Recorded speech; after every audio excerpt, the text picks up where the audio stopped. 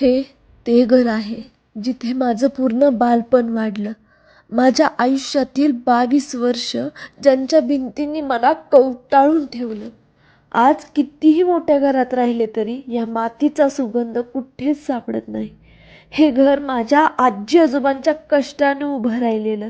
प्रत्येक विटेत त्यांचा घाम, प्रत्येक कोपऱ्यात त्यांचं प्रेम साठलेलं.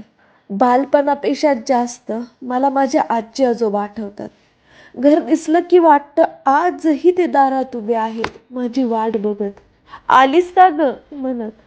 त्यांनी दिलेलं प्रेम, माया, संस्कार हे पैशाने कधीच विकत घेता येणार नाही. आज घर ओसाड पडलंय पण आठवणी अजूनही ताज्या आहेत. वस्तू तशाच राहतात पण गेलेली माणसं परत येत नाहीत. तरी हे घर मला अजूनही हळूच हाक मारतं, कारण इथेच माझं खरं आयुष्य राहतं.